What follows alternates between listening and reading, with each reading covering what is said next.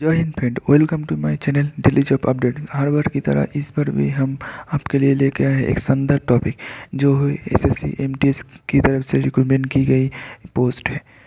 जी हाँ दोस्तों, SSC MTS and हविलदार की जो वैकेंसी है उसके लिए आज टॉपिक है। तो सबसे पहले बात कर लेते हैं नोटिफिकेशन के बारे में। तो आप लोग देख सकते हैं नोटिफिकेशन। अगर आपको नोटिफिकेशन चाहिए तो मेरा टेलीग्राम पर मैसेज कर सकते हैं। तो बात कर लेते हैं वैकेंसी। ऐसे एमटीएस में है 10,000 वैकेंसी। तो ये पूरा नोटिफिकेशन है। आप नोटिफिकेशन चाहिए तो आप मुझे टेलीग्राम पर मैसेज कर सकते हैं। टेलीग्राम पर मैं अपना नोटिफिकेशन भेज दिया हूँ, आप वहाँ से डाउनलोड कर सकते हैं। एज की बात कर लेते तो 18 से 25 ईयर तक है। SC ST OBC के लिए छूट मिलता है यहाँ पर। तो और देख लेते हैं हम एजुकेशन के बारे में। एजुकेशन क्वालिफिकेशन, आप मैट्रिकुलेशन एग्जाम पास हो तो आप फॉर्म फिलअप के लिए एप्लीकेबल हो।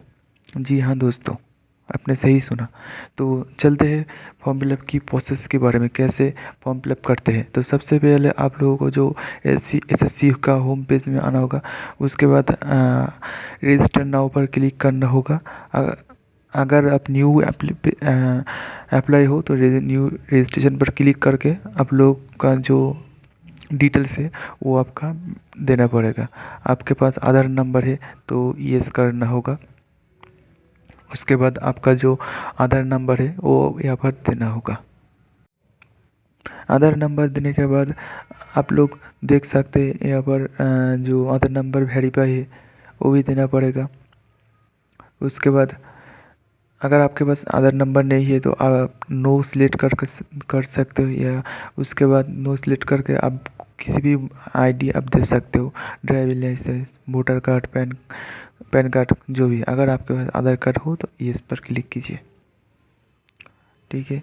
तो आपके उसके बाद आपका नेम देना पड़ेगा। आपका जो नेम, ध्यान रखना आपका जो मैट्रिकुलेशन सर्टिफिकेट जो नेम है वही नाम आपको देना पड़ेगा। Have you change your name, आप आपका नाम चेंज करना चाहते हो तो येस और नो कर सकते हो। उसके बाद आपका फादर्स नेम देना पड़ेगा। उसके बाद वेरीफाई करना होगा आपका फादर नेम। मदर नेम भी देना पड़ेगा, आपका मदर नेम वेरीफाई करना होगा। उसके बाद date of birth as per matriculation certificate, आपका 10th स्टैंडर्ड में जो डेट ऑफ बर्थ है वही आपको देना पड़ेगा।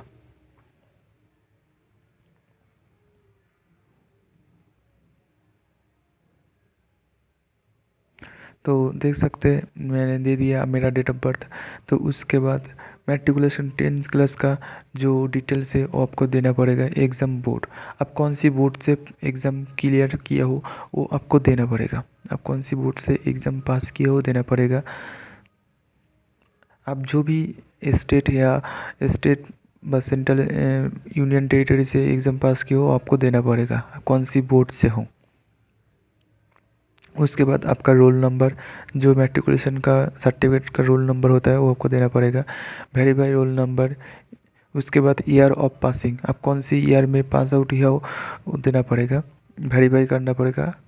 उसके बाद आपका जेंडर देना पड़ेगा। लेवल ऑफ एजुकेशन, आपका जो हाईएस्ट एजुकेशन कौन सा है वो आपको देना पड़ेगा। हाईएस्ट एजुकेशन क्वालिफिकेशन कौन सा है वो आपको देना पड़ेगा। मैट्रिकुलेशन है हाईएस्ट तो higher secondary, diploma, graduation, post graduation, PhD है, जो भी है आपका हायर एजुकेशन वो आप सिलेक्ट कर सकते हो।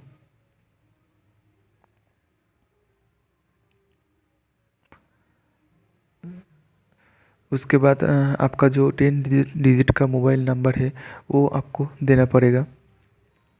उसके बाद verify mobile number, email ID, आप अपना ईमेल आईडी वेरीफाई कर सकते हैं।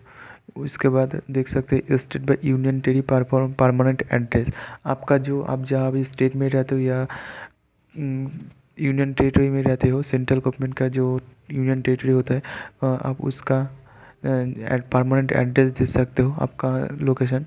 उसके बाद सेव करना होगा, तभी आप हम लोग नेक्स्ट प्रोसेस में जा सकेंगे। नहीं तो हम आप रीसेट दबा के आपका जो फॉर्म फिलअप डाले हो एक बार मॉडिफाई कर सकते हो। उसके बाद देख सकते हैं सेव करने के बाद पासवर्ड मांगेगा। आपका जो पासवर्ड है देना पड़ेगा।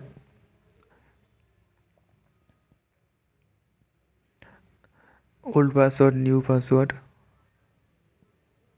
देखिए पासवर्ड देने का कुछ टाइप होता है, उसी के हिसाब से हम लोगों का पासवर्ड देना होगा।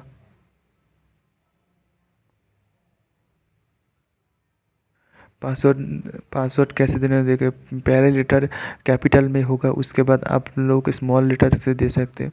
और एक हार्ड टाइप का देना होता है, जैसे कि आप कोड देना होता है, उसके बाद नंबर देना होता है। आप किसी भी कोड देकर उसके बाद एक नंबर देंगे, तभी आप लोगों का जो पासवर्ड वो सेव होगा, नहीं तो नहीं होगा।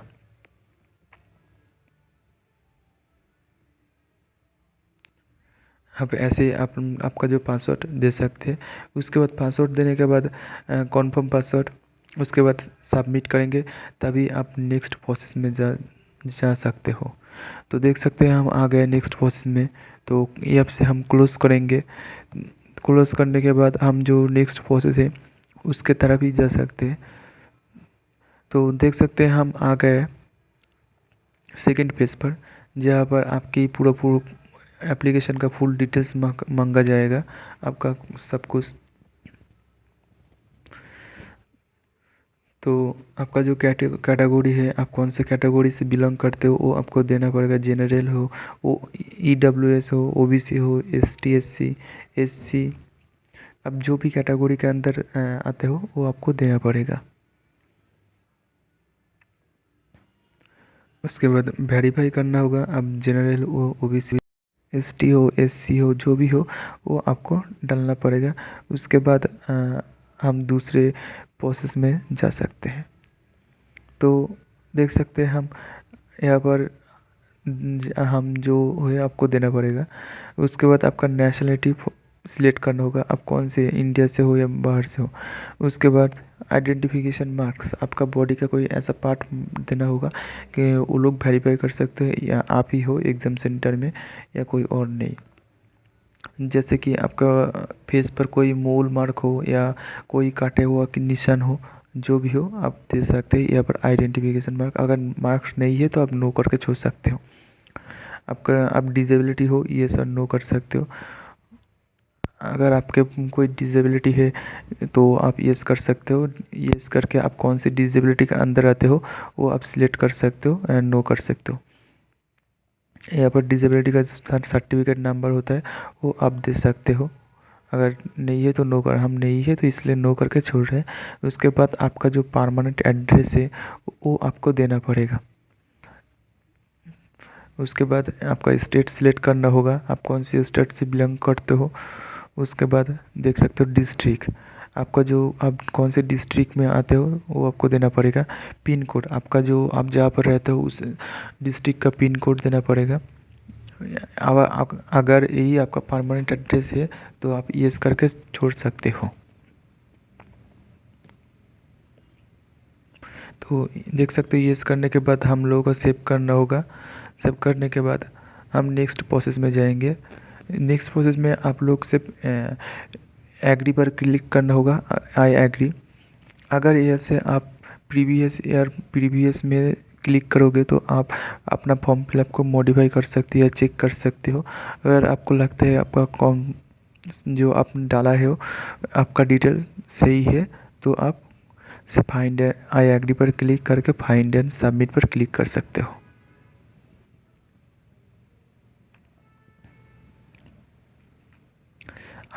इसके बाद आपका कॉन्फर्म करने के लिए आपका मोबाइल नंबर और मेल पर एक OTP आएगा। उसके बाद आपका जो पासवर्ड है वो आपको देना पड़ेगा, OTP देना पड़ेगा। उसके बाद कैप्चर कोड देकर आप सबमिट कर सकते हो, तभी हम नेक्स्ट प्रोसेस में जा सकते हैं। देख सकते हैं हम आ गया, फॉर्म फिलअप सक्सेसफुल कंप्लीट। आपका रजिस्ट्रेशन नंबर भी दे दिया। उसके बाद लेटेस्ट नोटिफिकेशन में हम लोगों को जाना होगा।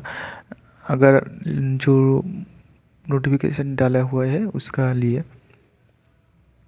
मॉडिफाई रजिस्ट्रेशन आप जो भी चाहिए कर सकते हो। तो हम जाएंगे लेटेस्ट नोटिफिकेशन पर। देखते न्यू लेटेस्ट नोटिफिकेशन कौन से देख सकते हो। Latest notification multitasking non technical staff and हविलदार है एग्ज़ाम। तो हम अप्लाई पर क्लिक करके अप्लाई करेंगे। देख सकते हो यह आपका फुल डिटेल्स दे चुका है, आप जो भी फॉर्म फिलअप डाले हो। यहाँ पर सबसे पहले आपका एग्ज़ाम सेंटर चूज़ करना होगा। आप जहाँ पर रहते हो वही का exam centre all over India choose कर सकते हो। उसके बाद आपका जो मीडियम कंप्यूटर बेस्ड एग्ज़ाम है, आप कौन से लैंग्वेज में देना चाहते हो तो दे सकते हो।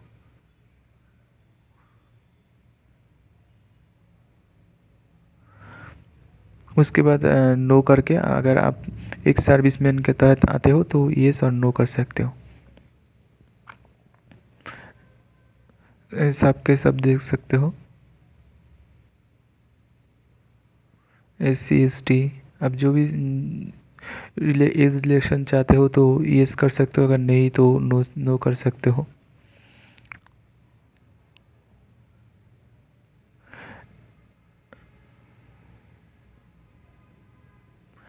देख सकते हैं आपका जो आप कहाँ से कौन से स्टेट से देना चाहते हो तो यहाँ पर आपको फिल करना होगा। फिल करने के बाद ही सब कुछ होगा पूरा। आप पहले आप जो भी स्टेट का हो सबसे पहले वही आपका पिन कोड देना होगा। यहाँ पर जो कोड नंबर दी गई है उसके बाद ही प्रोसेस होगा।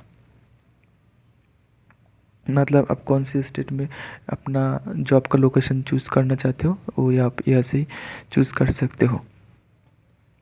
आप जो भी स्टेट से बिलोंग करते हो आप अपने स्टेट का कोड यहाँ पर दे सकते हो। तो आपका मान लो कन्फर्म हो गया एग्ज़ाम अच्छे तरीके से हुआ तो आपका जो पहले लोकेशन दी गई है आपने सिलेक्ट की है, आपकी पोस्टिंग वहीं पर ही होगा। न्यू SSC की तरफ से न्यू जारी की गई है अपडेट कि आप जो भी स्टेट पहले से सिलेक्ट कर सकते हो। अगर आपका सिलेक्शन हुआ तो आपका पोस्टिंग वहीं पर होगा।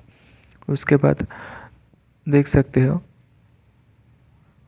जो मैंने जो जो अपना मेरा स्टेट का डाला है सब कुछ हो गया।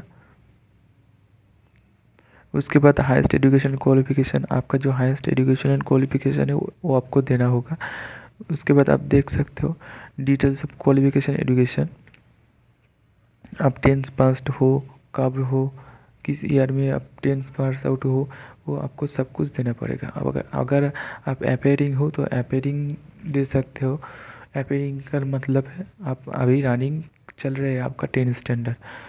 तो हम चलते आप पास कर देंगे तो उसके बाद आपका परसेंटेज देना होगा, आप कौन से कितने नंबर से पास आउट हो ये आपको यस करना होगा। इस तो चलते हैं नेक्स्ट फ़ोटो अपलोड। जी हाँ दोस्तों, ध्यान से सुनिएगा। अगर जो फ़ोटो अपलोड करने हैं 20 KB से 50 KB तक आप लोगों को फ़ोटो का साइज़ होना चाहिए। तो देख सकते हैं हम लोग। तो अगर मेरा हो गया फ़ोटो सिलेक्ट करने के बाद हो जाएगा। उसके बाद पेमेंट करना होता है। अगर पेमेंट करना चाहते हो तो पेमेंट ऑप्शन में क्लिक करके दे सकते हो। उसके बाद पेमेंट कंप्लीट होने के बाद प्रिंट ऑप्शन में क्लिक करने के बाद आप लोगों का प्रिंट हो जाएगा आपका जो नोटिफिकेशन। वीडियो अच्छा लगा तो मेरे चैनल पर सब्सक्राइब कीजिए, लाइक कीजिए। जय हिंद।